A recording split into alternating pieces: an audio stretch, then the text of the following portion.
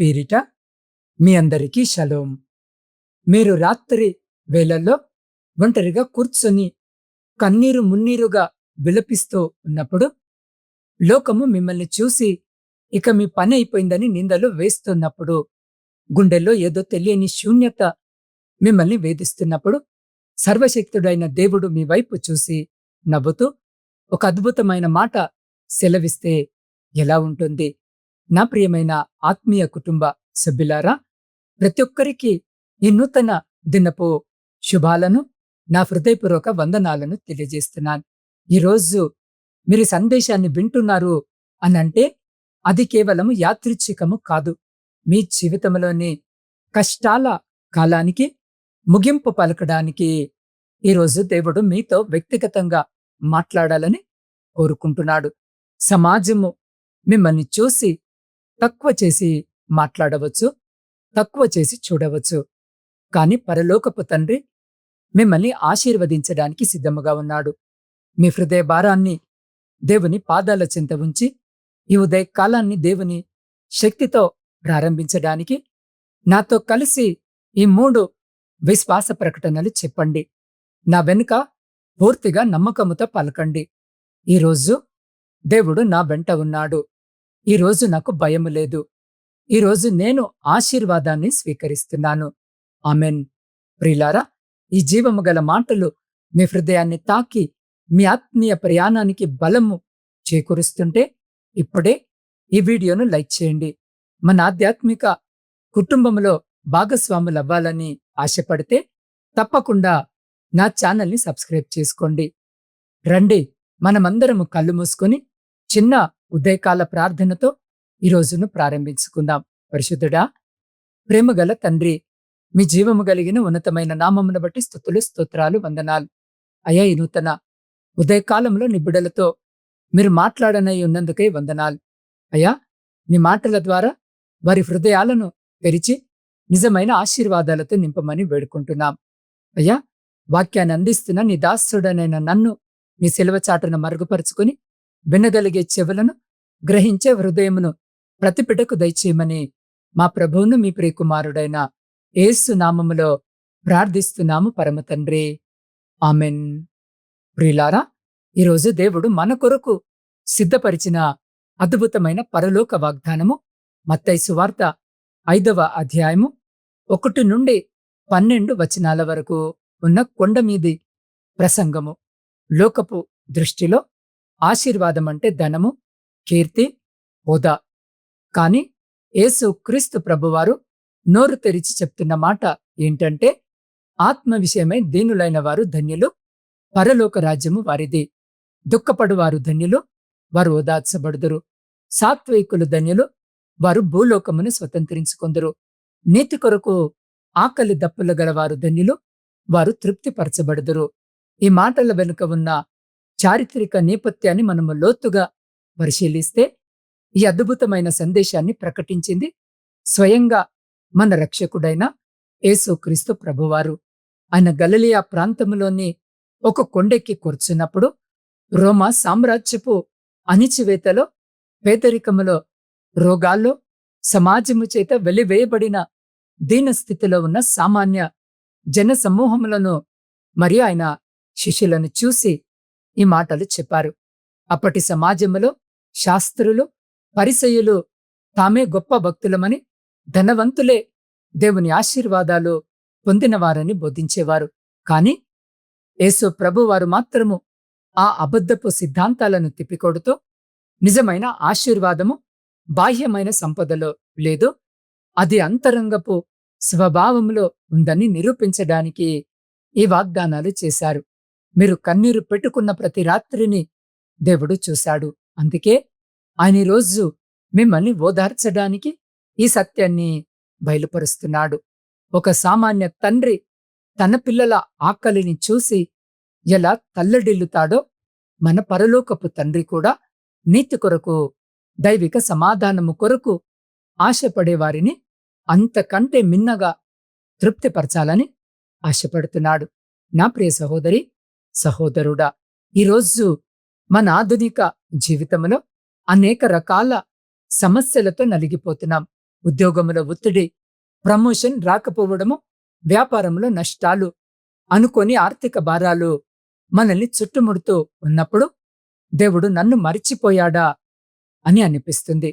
కుటుంబంలో చిన్న చిన్న విషయాలకే కలహాలు రేగుతూ ప్రశాంతత కరువైనప్పుడు, సమాజము మనల్ని తక్కువ చేసి చూస్తున్నప్పుడు నిరాశ మన హృదయాన్ని కమ్మేస్తుంది. కొంతమంది దీర్ఘకాలిక అనారోగ్యంతో బాధపడుతూ, అప్పుల సమస్యలతో ఊపిరాడక, భవిష్యత్తుపై తీవ్రమైన ఆందోళనతో ఈ ఉదయము ఈ సందేశాన్ని వింటూ ఉండవచ్చు. కానీ దేవుని వాక్యము చెబుతుంది, మీరు ఒంటరిగా లేరు. దేవుడు మీతో ఉన్నాడు. మీరు పడుతున్న ప్రతి కష్టాన్ని, అవమానాన్ని ఆయన చూస్తున్నాడు. లోకము మిమ్మల్ని చేతగాని వారిగా ముద్రవేసిన, కానీ దేవుని వాక్యము సెలవిస్తుంది, మీరు ఒంటరిగా లేరు. దేవుడు మీతో ఉన్నాడు. మీరు పడుతున్న ప్రతి కష్టాన్ని, అవమానాన్ని ఆయన చూస్తున్నాడు. లోకము మిమ్మల్ని చేతకాని వారిగా ముద్రవేసిన యేసు ప్రభు దృష్టిలో మీరు ధన్యులు. మీ జీవితంలో ఎదురయ్యే ఆర్థిక ఇబ్బందుల మధ్య మీరు ఆత్మ విషయమై దీనులుగా మారి దేవుని సహాయాన్ని కోరినప్పుడు ఆయన పరలోకపు ఐశ్వర్యముతో మీ అవసరాలన్నిటినీ తీరుస్తాడు. దేవుని ఆలస్యం అనేది తిరస్కారము కాదు. అది మీ విశ్వాసాన్ని మరింత బలోపేతము చేయడానికి ఆయన చేస్తున్న ఏర్పాటు. శత్రువులు మీపై అబద్ధాల ప్రచారము చేస్తున్నప్పుడు, మిమ్మల్ని నిందిస్తూ ఉన్నప్పుడు, మీరు సమాధానకర్తలుగా మారి సాత్వికముతో దేవుని వైపు చూసినప్పుడు ఆయనే మీ పక్షాన యుద్ధము చేస్తాడు. ఈరోజు ఈ వాక్యము వినిచిన మీ జీవితంలో నూతన అధ్యాయము ప్రారంభము కాబోతుంది. ఎందుకంటే దేవుడి రోజు మీకు ఒక గొప్ప ఆశీర్వాదాన్ని సిద్ధము చేస్తున్నాడు. లోకమిచ్చే శాంతి తాత్కాలికము, కాని నా దేవుడిచ్చే సమాధానము శాశ్వతము. మీ హృదయ శుద్ధిని కాపాడుకోండి. పరిశుద్ధంగా జీవించడానికి ప్రయత్నించండి. అప్పుడు మీరు దేవుని హస్తాన్ని మీ దైనందిన జీవితంలో స్పష్టముగా చూస్తారు. ఈ సందర్భంలో నా ప్రియ సహోదరి సహోదరుడా, ఒక నిజ జీవిత సాక్ష్యాన్ని మీతో పంచుకోవాలని నేను ఆశ కలిగి ఉన్నాను. సరళ అనే ఒక మధ్యతరగతి తల్లి కథను మీకు చెప్పాలనుకుంటున్నాను. సరళకు 2 పిల్లలు. భర్త చనిపోయిన తర్వాత కుట్టు పని ద్వారా కుటుంబాన్ని నెట్టుకొస్తుంది. అద్దె ఇంటిలో ఉంటూ అప్పుల బాధలతో తన కూతురి చదువు కోసము ఎంతో తపన పడుతుంది. ఒక్కోసారి ఆకలితో అల్లాడిన దేవునిపై నమ్మకాన్ని కోల్పోలేదు. ఒకరోజు ఆమె కంటి చూపు మసకబారడము ప్రారంభమైంది. డాక్టర్లు ఆపరేషన్ ఖర్చులు చాలా ఎక్కువవుతాయని చెప్పారు. ఆ పరిస్థితిలో ఆమెకు దేవుడే దిక్కనిపించింది. ఆమె ప్రార్థిస్తూ ఈ మత్తయి 5వ అధ్యాయాన్ని ప్రతిరోజు చదివేది. కనికరము గలవారు ధన్యులు, వారు కనికరము పొందుదురు అనే మాట ఆమెను ధైర్యపరిచింది. ఒకరోజు ఆమె వద్దకు వచ్చిన ఒక కస్టమర్ ఆమె పరిస్థితిని చూసి ఆశ్చర్యపోయి ఉచితముగా కంటి ఆపరేషన్ చేయించే ఒక ట్రస్టుకు ఆమెను పరిచయం చేశారు. అంతేకాదు, ఆమె కుట్టుపని నైపుణ్యాన్ని చూసి ఆ ట్రస్ట్ ఆమెకొక మెషిన్ మరియు ఆర్డర్లను ఇప్పించింది. ఇప్పుడు సరళ తన పిల్లల చదువును పూర్తి చేయడమే కాకుండా తనలాంటి ఎంతో మంది నిరుపేద మహిళలకు ఉపాధి కల్పిస్తుంది. ఆ రోజు ఆమె కన్నీరు పెట్టినప్పుడు దేవుడు ఆమెను వదిలిపెట్టలేదు. ఆయన ఆమె కన్నిటినీ కార్యంగా మార్చాడు. సరళ జీవితంలో జరిగిన అద్భుతము మీ జీవితంలో కూడా జరుగుతుంది. కాబట్టి నా ప్రియ సహోదరి సహోదరులారా, ఈ చివరి ప్రార్థనలోనికి వెళ్ళడానికి ముందు మన హృదయాలను ఒక్కసారి పరీక్షించుకుందాం. ఈరోజు ఈ సందేశము వింటున్న మీలో, నేను దేవునికి దూరముగా జీవిస్తున్నాను, నా పాప భారముతో నా అంతరంగములో నెమ్మది లేక నలిగిపోతున్నాను అని ఎవరైనా అనుకుంటున్నారా? లేదా ఇంతవరకు యేసు ప్రభుని మీ సొంత రక్షకుడిగా అంగీకరించలేదా? లోకము మిమ్మల్ని తృణీకరించిన దేవుడు మిమ్మల్ని పిలుస్తున్నాడు. ఆయన మీ హృదయపు తలుపు తడుతున్నాడు. మీ గత జీవితము ఎలాంటిదైనా సరే, ఈరోజు నా ప్రియ సహోదరి సహోదరుడా, ఒక నూతన ఆరంభము. మీరున్న చోటనే మీ కుడి చేతిని మీ హృదయంపై ఉంచుకొని నిజమైన పశ్చాత్తాపముతో ఈ చిన్న మాటను దేవునితో చెప్పండి. ప్రభువైన యేసు, నేను పాపిని, నన్ను క్షమించు, నా హృదయంలోనికి రా, నా జీవితాన్ని నీ చేతుల్లో పెడుతున్నాను, నన్ను నీ బిడ్డగా మార్చుకో అని ఎవరైతే హృదయపూర్వకముగా ఆయన సన్నిధిలో ఈ మాటలు పలుకుతున్నారో, మీరున్న స్థితిలోనే వీలైతే మీ రెండు చేతులు ఆకాశము వైపుకెత్తి నాతో పాటు ప్రార్థనలో ఏకీభవించండి. మహాగణుడు, మహోన్నతుడైన మా ప్రియ పరలోకపు తండ్రి, ఈ ఉదయకాల సమయంలో నీ పాద సన్నిధికి చేరిన నా ప్రియ ఆత్మీయ కుటుంబ సభ్యులందరినీ పేరు పేరున ఆశీర్వదించండి నాయన.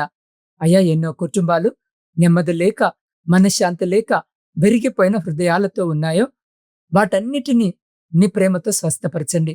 చిన్నపిల్లలను, విద్యార్థులను నీ దైవిక జ్ఞానముతో నింపండి. ముఖ్యంగా ఉన్నత చదువుల కొరకు, కుటుంబ పోషణ కొరకు, ఉపాధి కోసము విదేశాలలో నివసిస్తున్న బిడ్డలను నీ రెక్కల చాటున భద్రపరచండి. వారికి తోడుగా ఉండండి. ఉద్యోగస్తులకు వారి పని స్థలాల్లో కృపను అనుగ్రహించండి. నిరుద్యోగులైన యువతి యువకులకు ఉన్నతమైన దైవిక అవకాశాలను, ద్వారాలను తెరవండి. దేశానికి వెన్నుముకైన రైతులను, దేశ సరిహద్దుల్లో కాపలా కాస్తున్న సైనికులను నీ రక్షణలో ఉంచండి. వ్యాపారాలు చేసుకుంటున్న వారికి లాభసాటి నడిపింపును దయచేయండి. వృద్ధులకు తోడుగా ఉండి వారి శేష జీవితాన్ని సంతోషముతో నింపండి. దీర్ఘకాలిక వ్యాధులతో, క్యాన్సర్, పక్షవాతము, గుండె జబ్బులతో బాధపడుతున్న వారిపై నీ గాయపడిన హస్తాన్ని ఉంచి సంపూర్ణ స్వస్థతను దయచేయండి. అప్పుల భారముతో కుంగిపోతున్న బిడ్డల ఆర్థిక ఇబ్బందులన్నిటినీ తొలగించి వారిని అప్పుల నుండి విముక్తులను చేయండి. ప్రపంచంలో యుద్ధాలు, కరువులు తొలగిపోయి శాంతి వర్ధిల్లేలా చేయండి. దేవా, ఈ రోజు ప్రత్యేకంగా జన్మదిన, వివాహ వార్షికోత్సవాలు జరుపుకుంటున్న ప్రతి బిడ్డని జ్ఞాపకం చేసుకుని వినూతన దయాకిరీటం చేత ఆశీర్వదించండి.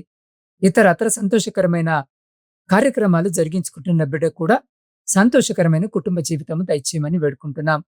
దేవ, ముఖ్యంగా నా ఆత్మీయ కుటుంబ సభ్యులందరినీ మరొక మారు దినము మీ పరిశుద్ధ పాదాల చెంతకు తెస్తూ ఉండగా ప్రతి బిడ్డను మీరు అంగీకరించి, వారి ప్రతి ప్రార్థన విన్నపాన్ని మీరు ఆలకించి, వారి ప్రతి న్యాయమైన కోరికకు మీరు సమాధానము దయచేసి, ఈరోజు అయ్యా ఇదిగో వారు వెళుతున్న ప్రయాణాలలో రక్షణ ఇవ్వండి. వారి ఎదుట ఉన్న ప్రతి ఆటంకాన్ని, శత్రువుల క్రియలను యేసు నామములో లయపరుస్తున్నాను. అయ్యా, ఈరోజు వీరందరూ ఆశీర్వాదాన్ని స్వీకరించబోతున్నారని నమ్ముతూ సమస్త మహిమ, ఘనత, ప్రభావములు నీకే ఆరోపిస్తూ యేసు క్రీస్తు అతి పరిశుద్ధ నామములో ప్రార్థించి స్తుతించి అడిగి పొందుకొని ఉన్నాము పరమ తండ్రి. ఆమెన్. నా ప్రియమైన దేవుని బిడ్డలారా, ఈరోజు మీరు భయముతో కాదు, దేవుని శక్తితో ముందుకు నడవబోతున్నారు. లోకము మిమ్మల్ని ఎటువైపు నెట్టివేసినా దేవుని వాగ్దానాలు మిమ్మల్ని పైకి లేవనెత్తుతాయి. ఈరోజు మీ జీవితంలో అద్భుతాలకు ప్రారంభము కావచ్చు. కాబట్టి పూర్ణ నిశ్చయితతో అడుగు ముందుకు వేయండి. ఈ సందేశము మీ హృదయానికి ఆదరణను, బలమును చేకూర్చినట్టయితే తప్పకుండా ఈ వీడియోను లైక్ చేయండి. మీ ఆత్మీయులైన కనీసము 3 వ్యక్తులకు దీనిని షేర్ చేయడం ద్వారా దేవుని సువార్తను ప్రకటించండి. ప్రియులారా, నా ఆధ్యాత్మిక ఛానల్ని సబ్స్క్రైబ్ చేసుకోండి. మరి కింద ఉన్న కామెంట్ బాక్సులో మీ విశ్వాసాన్ని వ్యక్తపరుస్తూ ఆమెన్ అని టైప్ చేయండి. మీ వ్యక్తిగత ప్రార్థన అభ్యర్థనలు ఏమైనా ఉంటే స్క్రీన్ పైన కనిపిస్తున్న నా వాట్సాప్ నంబర్కి సందేశాన్ని పంపండి. మీకోసము నేను నిరంతరము ప్రార్థిస్తాను.